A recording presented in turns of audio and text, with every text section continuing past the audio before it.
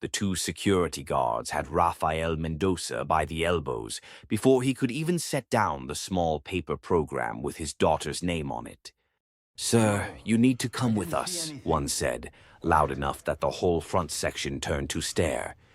In a white folding chair, 3 seats down, Beatriz Ashford lowered the hand she'd used to signal them and let a small, satisfied smile cross her lips. "Homeless people wander in off the boulevard," she said to the woman beside her, not bothering to whisper. "Somebody has to keep this place respectable." Rafael did not shout. He did not jerk free. He looked up once toward the stage where a young woman in a graduation cap was scanning the crowd for a face she hadn't seen in 6 years. And he let them walk him up the aisle in his cheap gray suit, while 800 graduating students watched a man be thrown out of his own daughter's commencement. Tell me in the comments where you're watching from right now, and if you've ever been treated like you were nothing by someone who had no idea who you really are. Subscribe and stay with me, because you are going to want to see this. What Beatriz did not know, what none of them knew, was whose name was engraved on the brand new library 40 feet behind that stage. In about 9 minutes, the dean was going to say it out loud. The security guard's hand closed around Rafael Mendoza's arm just as his daughter's name was about to be called, and 1,100 people in the Whitmore University quad turned to watch a man in a gray suit 2 sizes too big get pulled from his folding chair like a stain being wiped off a tablecloth. "Sir, you need to come with me," the guard said, and Rafael did not resist, did not shout, did not so much as raise his voice above the string quartet still playing behind the stage. He only looked once, over his shoulder, at the 12-foot banner draped in white cloth on the new building behind the dais, and something crossed his weathered brown face that the woman who had sent that guard, had she bothered to look, would have found very difficult to explain later, because the name under that white cloth, the name about to be unveiled to 500 donors and the entire graduating class, was Mendoza. And Rafael was the only person in that quad who already knew it. Tell me in the comments where you're watching from tonight. And if you have ever been treated like you were nothing by people who had no idea what your hands had built, stay with me, because this one is for you. Let me take you back 4 hours, to the morning Rafael pressed that gray suit himself on the ironing board of a 1-bedroom apartment on Delano Street, because he had no one to do it for him and had not for 6 years. The suit was from 2011. He had bought it for his mother's funeral, and he had kept it because a man does not need more than one good suit if he takes care of it. The jacket hung loose off his shoulders now. He had lost weight the year the doctors found the shadow on his lung, the year he told no one, the year he sat alone in a clinic on Fresno Avenue and signed papers while other men his age argued about golf. He drove 90 minutes north in a 2009 Ford pickup with 214,000 miles on the odometer and a passenger seat held together with silver tape. On the seat beside him sat a small box wrapped in brown paper, and inside the box was a fountain pen, and he had rehearsed for 3 weeks what he would say when he handed it to his daughter. Her name was Sophia. She was 22. She was graduating summa cum laude from the Whitmore University College of Engineering, and Rafael had learned this fact not from Sophia, but from a program mailed to his apartment by a university office that did not understand it was mailing a father the only invitation he would ever receive. He had not spoken to Sophia in 6 years. Understand what that number costs a man. 6 Christmases. 6 birthdays where he stood in the greeting card aisle of a Walgreens and read every card and bought none because he did not have an address he was sure of and did not have permission he was sure of either. The divorce had been finalized in 2018, and in the settlement Rafael had given his ex-wife Diane the house, the savings, and something harder to name, which was the story of who had left whom. Diane had told Sophia a version of events, and Rafael had never once corrected it, and this is the part of him you need to understand before you understand anything else. He let his own daughter believe he had walked away. He decided her peace was worth more than his innocence. What Diane never told Sophia, what Sophia's new world could not have guessed, was where the money in this family had actually come from.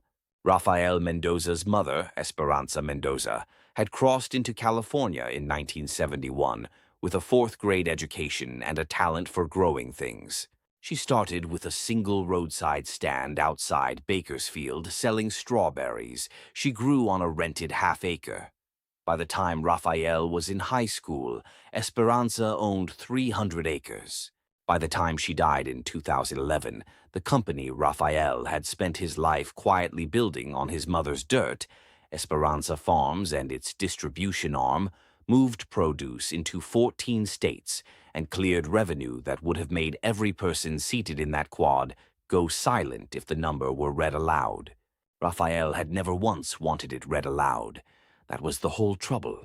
He lived like a foreman because he had been one. He answered his own phone.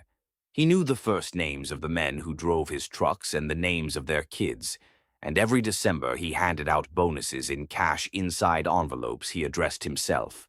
When Diane fell in love with the idea of being rich more than the fact of it, when she wanted the country club and the second home in Cabo and the friends who summered in places instead of at them, Rafael could not become that man. So she found one who could, and Rafael, rather than fight her for the house he'd never liked, walked out of it with 2 suitcases and a truck. The money stayed in the business. Sophia's tuition, all 4 years of it, had been paid by a scholarship fund that showed up in her financial aid letters as coming from the Esperanza Mendoza Foundation, and Sophia had cried at the generosity of strangers and never once wondered whose mother Esperanza was. Now walk with him across that quad at 9:40 in the morning. The Whitmore campus in June is all limestone and old oaks and the smell of cut grass, and the families arriving for commencement wore linen and pearls and the kind of watches that do not need to tell time. Rafael parked his taped-up truck 3 blocks away on a residential street so no one would see it. He walked in the heat with the brown paper box in his hands, and he found his seat in the guest section using the ticket the university had mailed, Section G, row 22, seat 4, an aisle seat near the back, because that is where the office had placed the name they did not recognize. He was 2 rows from a woman named Beatriz Ashford, and Beatriz Ashford was the reason this story was about to turn. Beatrice was 54, platinum bob cut sharp at the jaw, ice blue eyes, a pearl necklace her second husband had given her, and a thin red smile she wore the way other people wear a security badge. Her son, Preston Ashford, was engaged to Sophia. The wedding was set for October at a vineyard in Napa that cost $11,000 a day. Beatriz had spent the last year telling the story of Sophia to her friends as a charming rescue narrative. The brilliant poor girl her son had plucked from nothing, the girl whose father, and here Beatriz always paused and lowered her voice to the register people use for illness, had abandoned the family and disappeared. "There's no father in the picture," Beatriz liked to say, which honestly makes it cleaner. Beatriz recognized Rafael before he sat down. Not his face, his suit. She had an eye trained by 40 years of knowing exactly how much everything cost, and she priced his gray suit at under $200 and 11 years old, and she priced his shoes at worn, and she watched him lower himself into seat 4 with the care of a man whose knees had spent decades on packing house floors, and she leaned to the woman beside her and said, not quite quietly enough, "I think one of the groundskeepers wandered into the seating." Rafael heard it. He had heard versions of it his whole life, in restaurants where the host looked past him, at car dealerships where the salesman spoke slower to him, in the lobby of a hospital in 2011 where a clerk assumed he was there to mop and handed him a work order for a man named Rafael. He had learned a long time ago that when you correct people like Beatriz, you give them the fight they came for. So he did what he always did. He folded his hands over the brown paper box in his lap, and he waited. The ceremony began at 10. The university president spoke about legacy and the weight of a name. A cellist played. And then the president gestured to the new building rising behind the stage, 4 stories of glass and pale stone, and said the university was proud today to also dedicate its new engineering library, made possible by the largest single gift in Whitmore's 96-year history, a gift given on one condition, that the building be named not for the donor but for the donor's mother. A murmur ran through the donor section. The president said the family had requested the name stay under wraps until the unveiling at the close of the ceremony, and a 12-foot rectangle of white silk hung over the building's entrance, hiding letters cut into limestone. Raphael's hands went still on the box. Under the president's words, he could see at the base of the draped banner a smaller sign already uncovered, the foundation's dedication plaque, and on it in bronze letters were 3 words he had chosen himself 8 months ago in a lawyer's office in Sacramento, sitting across from a man who had asked him 9 times whether he was certain he wanted no publicity.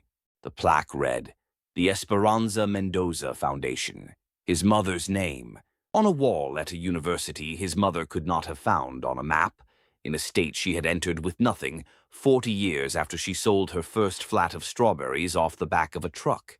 Raphael read the 3 words twice, and his eyes filled, and for one moment he forgot the suit and the smirk and the 6 lost years, and he was 11 years old again, handing his mother a rag in the heat. He should have been on that stage. Understand that. In the president's private plan, the donor was to be seated in the front row of honor and invited up for the unveiling. But Raphael had told the university's development office, in writing, 3 separate times, that he wanted no seat of honor, no introduction, no recognition of any kind. He had asked only for 1 ordinary guest ticket in his daughter's name, so he could watch her walk. The office, honoring a donor's wish for anonymity to the letter, had done exactly that. They had put the man who paid for the building in Section G, row 22, seat 4. They had told no one on campus security what he looked like, and they had, without meaning to, set the trap that was about to spring. Because Beatriz Ashford had been watching Raphael's face, she saw the tears. She saw him staring at the draped building with an intensity she could not read, and Beatrice, who understood the world as a fixed order of people who belonged and people who did not, decided in that instant that the shabby man 2 rows down was not overcome by anything. He was casing the place. She had read an article the previous winter about transients disrupting a graduation at a school in Oregon, and the article had frightened her in the specific way that comfortable people enjoy being frightened. She turned to Preston, seated beside her in a suit that cost more than Raphael's truck, and she said, "That man has no business here. Look at him. He's crying at a building he can't afford to walk into. Get security." Preston, 26, and raised to do what his mother's voice told him, flagged down a campus security officer standing at the end of the aisle. Beatrice did the rest. She had a talent for making a request sound like a fact already decided. "Officer, that gentleman in the gray suit, row 22, we believe he came in off the street. He has no family here. He's been staring at the donor building and weeping, and, frankly, some of us feel unsafe. I'd move quickly before the graduates start crossing." The officer, a young man named Trevor, who had worked commencement for 2 summers and wanted no trouble on his record, walked down the row and crouched beside seat 4. "Sir, can I see your ticket, please?" Raphael, still holding the box, reached into his jacket and produced the ticket, printed on university stock, his daughter's name on it, Section G, row 22, seat 4. Trevor looked at it, and it was correct, and he might have stood up and walked away, except that Beatrice had followed him halfway down the aisle and now said, in a voice pitched to carry, "Those are easy to fake. He could have picked that up off a seat. I want him removed." And here is the thing Raphael understood that nobody else in Section G did. He could have ended it with one sentence. He could have said, "I am Rafael Mendoza. That is my mother's name on that wall. I gave this university $41 million, and my daughter is about to walk across that stage." He could have watched Beatriz Ashford's red smile fall off her face like a picture off a nail. He had the truth in his mouth, whole and ready, and he swallowed it because Sophia's name was 3 graduates away from being called. Because a scene, any scene, would put Raphael at the center of his daughter's mourning, and he had promised himself on the drive up that this day belonged to her and he would take up no more room in it than a stranger. So when Trevor said, gently, "Sir, I'm going to need you to come with me just to sort this out," Raphael stood.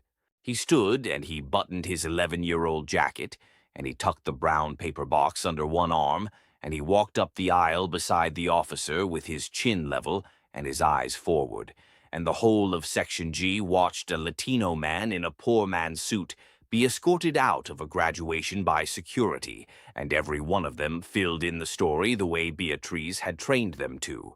Someone said, "Poor thing, probably confused." Someone else said, "You have to be careful these days." A woman clutched her handbag closer as he passed, and Raphael saw it, and his face did not change. Behind him on the stage, the Dean of Engineering had reached the M's. Raphael heard, floating over the quad as he was walked toward the perimeter gate, the amplified voice reading the names of his daughter's classmates.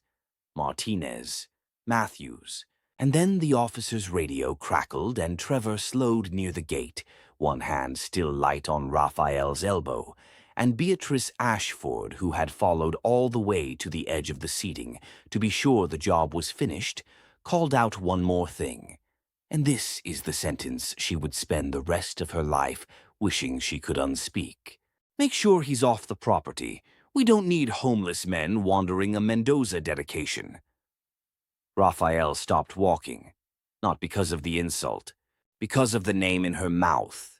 She had said Mendoza the way you say a brand you admire, a name that means class, a name attached to money and buildings and permanence, and she had said it in the same breath she used to call him homeless, and she did not feel the contradiction because she did not know there was one. Raphael turned and looked at Beatriz Ashford for the first time straight on, and he spoke, quietly, the first full sentence he had offered anyone at Whitmore that day. "You like that name," he said. "The Mendoza on the building." Beatrice blinked, thrown by being addressed. "It's a fine name," she said, recovering her smile, "which is exactly why people like you shouldn't be leaning on it." And Raphael nodded slowly, as if she had told him something true, and he said, "You should remember it. A name outlives the men who sneer at it." Then he let Trevor walk him the rest of the way to the gate. They stood him just outside the black iron fence, on the public sidewalk, in the sun. Trevor, decent underneath the uniform, looked uncomfortable now that the crowd was behind them. "Look, I'm sorry about that," the young officer said. "For what it's worth, your ticket looked real to me. That lady she wouldn't let it go." Raphael looked at him and almost smiled. "It's all right, son," he said. "You did your job." He turned back toward the fence and through the iron bars, over the heads of 1,100 people. He could still see the white silk hanging on the front of the library, and he could see the stage, and he was close enough to hear. The dean's voice found the letter he had been driving 90 minutes and waiting 6 years to hear. Sophia Mendoza, Bachelor of Science in Mechanical Engineering, summa cum laude. And a young woman crossed the stage in a black gown, her dark hair pinned under the cap, and she shook the president's hand and took the leather folder that held her degree. And she turned to smile out at a crowd she believed did not contain her father. Rafael Mendoza stood alone on a public sidewalk outside the fence, holding a fountain pen in a brown paper box. And he watched his daughter graduate through iron bars, and he pressed his free hand flat against those bars, and he let himself cry where no one could see him do it. He had made it. He had seen her walk. Whatever came after, he had seen her walk. He did not leave. A man who has waited 6 years does not drive home before the end. He found a bench across the street, in the shade of a Whitmore campus oak, and he sat with the box on his knees, and he waited for the one thing left on the program, the unveiling. Because Rafael knew something that Beatriz Ashford, adjusting her pearls back in row 20, did not know. He knew what was cut into the limestone under that white silk. He knew the university had prepared a moment, and he knew that within the hour the president was going to stand at that podium and ask the crowd to turn toward the new library, and someone was going to pull a cord, and the silk was going to fall away.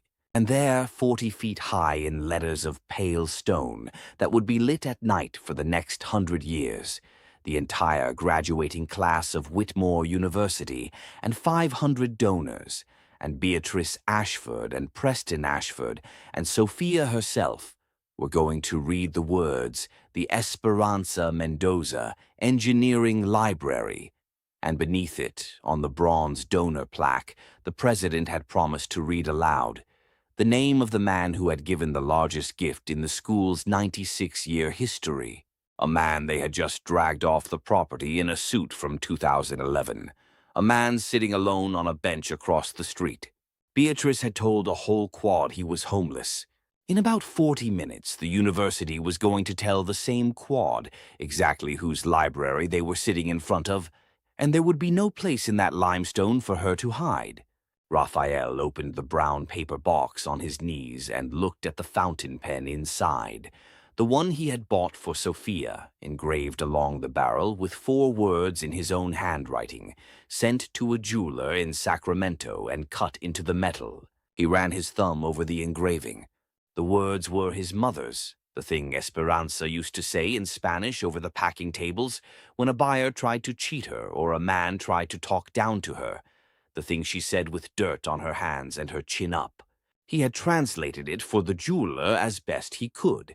A name outlives the men who sneer at it. He closed the box, and he looked up at the white silk still hanging over his mother's name, and he settled in to wait for it to fall.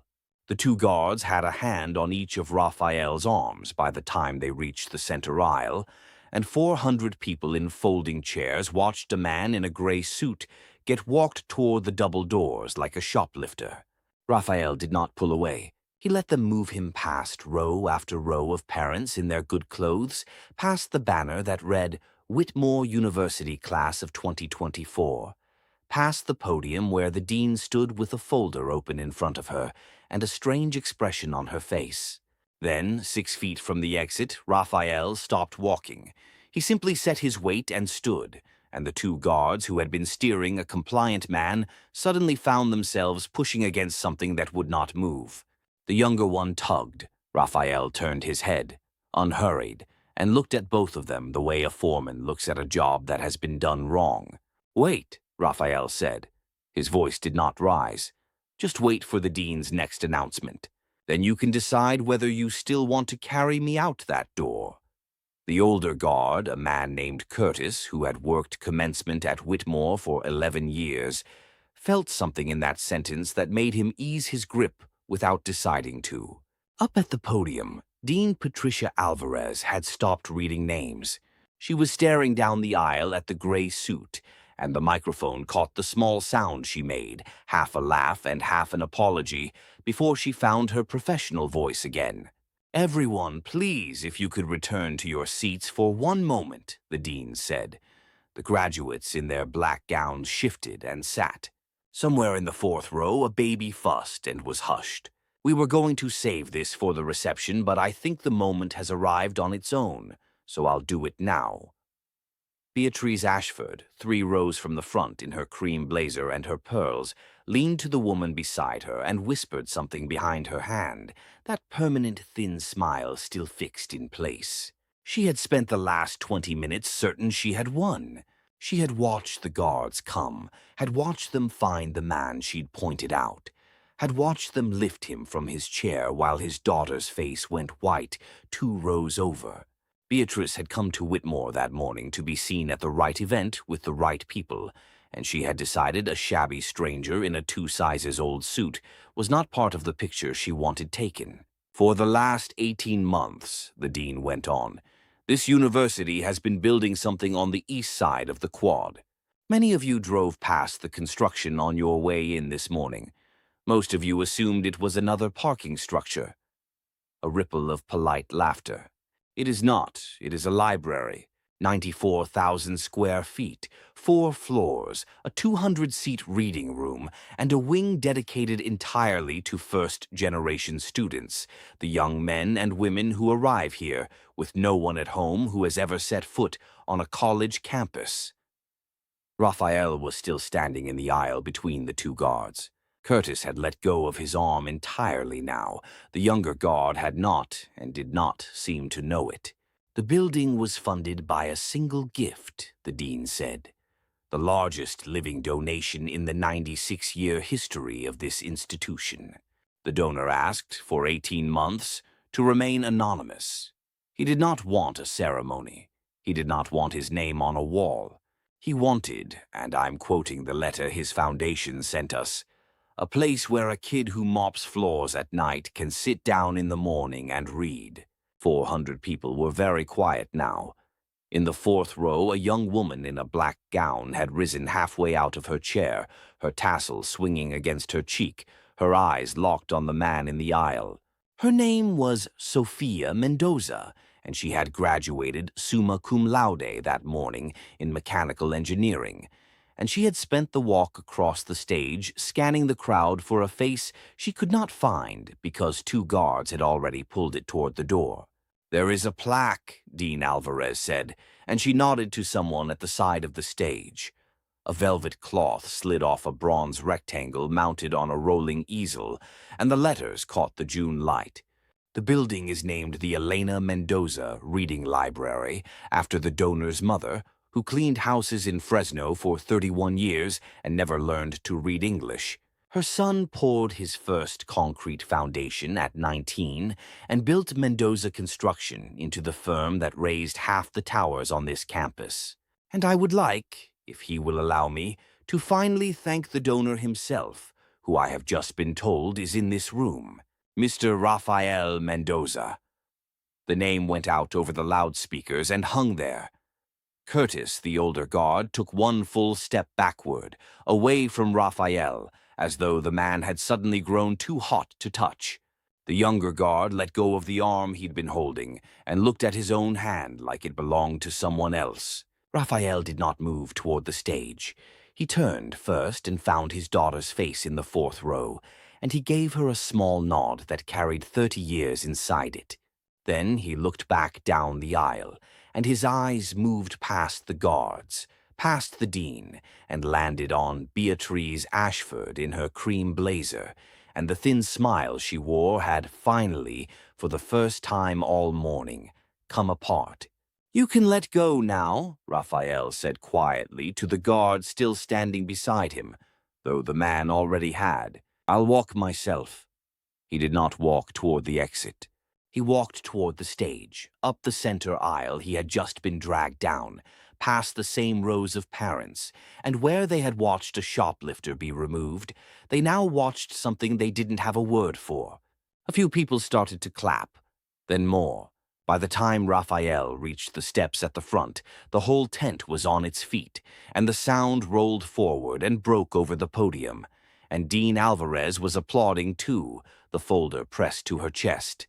Beatriz Ashford was not clapping. She was doing math.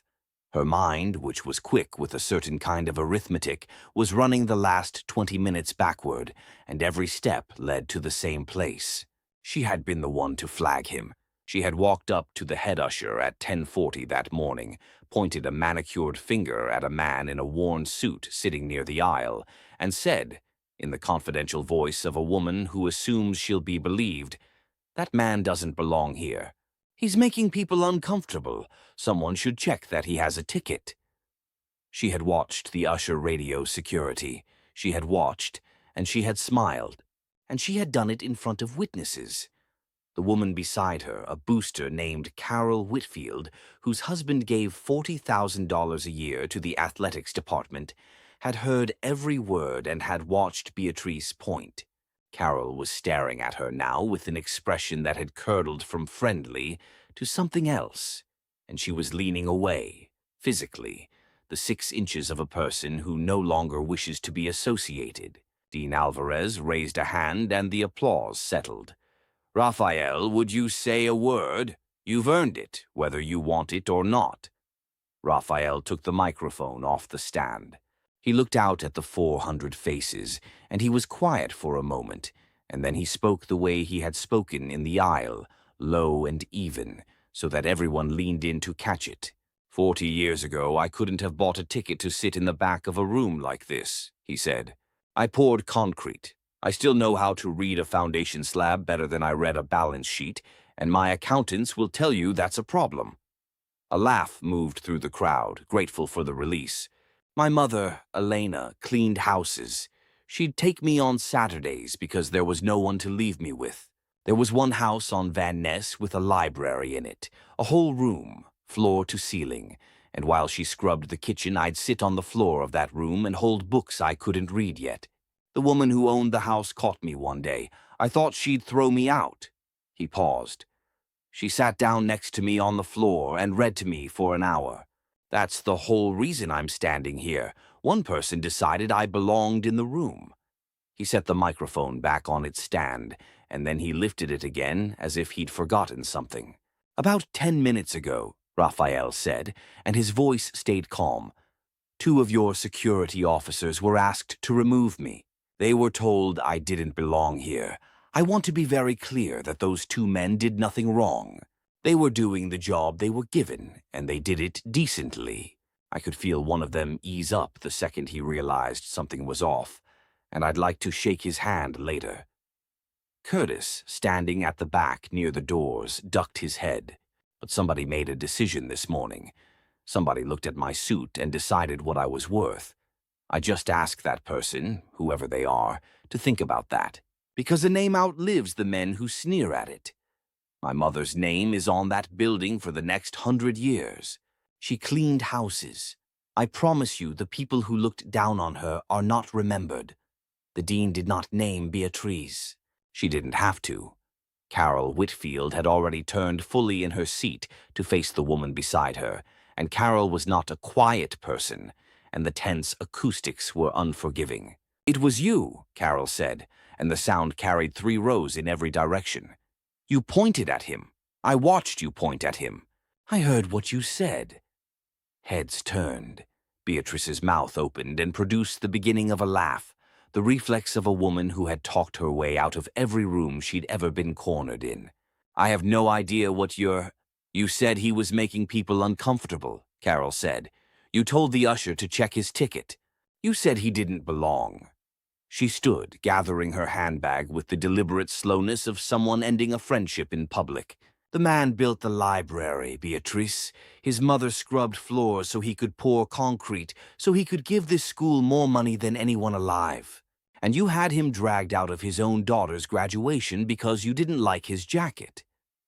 Whatever protective smile Beatrice had worn for 54 years was gone now, and what sat underneath it was not pleasant to look at. She stood too fast, the folding chair scraping, and she looked for an ally in the faces around her and found none. The woman on her other side had turned away. 2 rows up, a man she'd been introduced to at a fundraiser in April was studying the roof of the tent as though it fascinated him. She had come to Whitmore that morning to be seen. She was being seen now precisely by everyone, and there was nowhere in the tent to stand that wasn't inside that sight line. At the side of the stage, Dean Alvarez had been joined by the head of campus security, a broad man named Douglas Reyes, and the 2 of them were speaking with their heads close together while a young usher gestured and pointed toward Beatrice's row. Reyes nodded once, grimly, and made a note on his phone. The 2 guards who had walked Rafael down the aisle would be placed on paid administrative leave by that afternoon, pending a review that would clear them within a week, because the record would show, from 3 separate witnesses and 1 usher's radio log, that they had acted on a complaint they had every reason to treat as legitimate. The complaint had a name attached to it, The name was Beatriz Ashford, and it went into an incident report at 11:52 a.m., and Beatriz's standing invitation to the President's Circle donor events, a status she had spent 4 years and a great deal of her late husband's money cultivating, would quietly not be renewed for the fall. But all of that was paperwork, and it would happen later. What happened in the tent in real time was simpler and worse for Beatriz. A woman 2 seats down said, not quietly, "That's disgusting." A father near the aisle muttered something with the word ashamed in it. Nobody screamed, nobody threw anything. 400 people simply, collectively, decided in the space of a minute that Beatrice Ashford was not someone they wanted to know, and the temperature around her chair dropped, and she felt it on her skin, and she picked up her cream handbag and began the long walk toward the exit alone. She had to pass the stage to reach the doors. Rafael was standing at the bottom of the steps. For a moment their eyes met, ice blue and dark brown, the platinum bob and the silver-streaked hair, and Beatrice stopped, and some old instinct in her tried to arrange her face into contempt, to salvage the morning with a look that said she was still above all of this. Rafael didn't give her the fight. "It's all right," he said, low, so only she could hear it. "You don't have to say anything. Go on home." That was worse than anything else that had happened to her, and both of them knew it.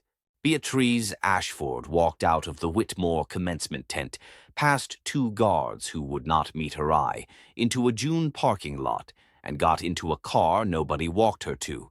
Rafael had already stopped watching her go, because a black gown had come down out of the 4th row, moving fast, tassel flying, and Rafael Mendoza hit her father at the bottom of the stage steps and wrapped both arms around his neck, and the worn gray suit took the whole weight of her. "Papa," she said into his shoulder. "Papa, why didn't you tell me? Why did you let them—" "Because it was your day," Rafael said, holding the back of her head the way he had when she was small. "I didn't want a wall with my name on it standing between you and the stage. I wanted to watch my girl walk. That's all I came for." "I gave them your grandmother's name," Rafael said. "There's a difference. She never got to sit in a room like that. Now every kid who mops the science building at night can go sit in a room named after a woman who couldn't read the sign on the door." Sophia pulled back and looked at him, her mascara ruined, her honors cord askew, and she laughed the wet, broken laugh of a person who has been holding something for 4 years. "I sat in a study group in that building last month. It wasn't open yet. They let a few of us in early. There was scaffolding everywhere. I studied for my econometrics final in there, Papa. I didn't know it was yours. I didn't know it was hers." Raphael's calm broke then, just at the edges, just for a second. "You studied in your grandmother's library," he said. "You already did. Before either of us said a word." He put his hand over his mouth for a moment, and then he took it away, and he was steady again. "Come on, let me see it with you. Let me see it while it still smells like paint." They walked out of the tent together, father in the gray suit, daughter in the black gown, down the same aisle a 3rd time, and this time nobody stopped them. Curtis the guard stepped forward at the doors, awkward, holding out a broad hand. "Mr. Mendoza, I'm sorry, sir. I want you to know I eased up in there. I felt like something wasn't—" "I know you did," Raphael said, and shook the hand and held it a beat longer. "You've got kids, Curtis?" "2, sir. Daughter starts at Fresno State in the fall." "Come find me at the reception," Raphael said. "I want to talk to you about a fund we run. It's for kids exactly like yours. Nothing you have to pay back." They crossed the quad in the late morning light, past the last of the folding chairs, past a caterer wheeling a cart of lemonade, to the east side where the building stood with its 4 floors of pale stone, and its wide glass doors, and the plaque still catching the sun. Elena Mendoza Reading Library. Sophia stood in front of the bronze letters and put 2 fingers on her grandmother's name. and Raphael stood beside her with his hands folded, a concrete man in front of a thing that would outlast him. She'd have hated the fuss, Raphael said. She'd have said, Raphael, why is my name on a building? Take it down. Put a bench there instead. A bench is useful. He smiled at the memory. She was practical. She counted the money she made in Saturdays. She used to say a Saturday was worth 2 of any other day because nobody was watching how hard you worked. A young man was sitting on the low wall by the library entrance, alone, in a graduation gown with no cord and no family standing near him. He had a work badge clipped inside his gown, a lanyard from the campus dining services, and he was watching the two of them with the particular stillness of someone who has learned to take up no space. Raphael noticed him the way he noticed most things without appearing to, and after a moment he walked over. The young man straightened. Yes, sir. Biology. A pause, one beat too long. My mom couldn't get the day off. She works at the Marriott by the airport. It's fine. She'll see the pictures. The young man's hand went, without thinking, to cover the badge inside his gown, the same reflex Beatriz had shown covering her lie. And Raphael saw it and understood it, and felt something turn over in his chest that he'd felt on a floor in a house on Van Ness Avenue 40 years before. Night shift, Marcus said. I closed the dish room. It's fine. It pays for books. Don't hide the badge, Raphael said gently. I mopped the same kind of floor for 6 years. There's no version of me that got to this lawn without it. He put out his hand and Marcus shook it. You have a job lined up? Grad school? I got into a master's program, Marcus said. Public health. I deferred it. I can't cover the first year, so I'm going to work, save up, try again in a couple years. Raphael was quiet for a moment. Then he took a card out of the breast pocket of the worn gray suit, a plain white card with a phone number and the name of a foundation on it, and he wrote something on the back with a pen Sophia handed him. Call this number Monday, he said. Ask for Delia. Tell her Raphael sent you and that you're the dish room at the reception hall who's deferring a public health master's. She'll know what to do. You're not deferring anything. You start in September. Marcus looked at the card and then at Raphael, and his mouth worked without sound the way a person's does when the ground moves under a thing they were certain of. Sir, I don't even know. You don't pay it back to me, Raphael said. You pay it forward. 20 years from now, there'll be a kid closing a dish room somewhere, and you'll be the one with the card. That's the whole deal. That's the only string. He nodded toward the plaque. Go read your grandmother's library, Marcus. It's open now. Go be the first one in your family to sit in a room like that. The young man stood and shook the hand again and walked through the glass doors into the cool of the Elena Mendoza reading library, and Raphael watched him go with the same expression he'd worn watching his daughter cross the stage.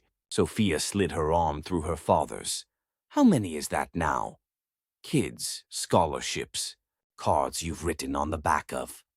Raphael looked at the building, 4 floors of pale stone with his mother's name across the front, a woman who cleaned houses in Fresno for 31 years and never learned to read the language of the country she scrubbed floors in. He thought about a cream blazer walking out of a tent to a car nobody opened.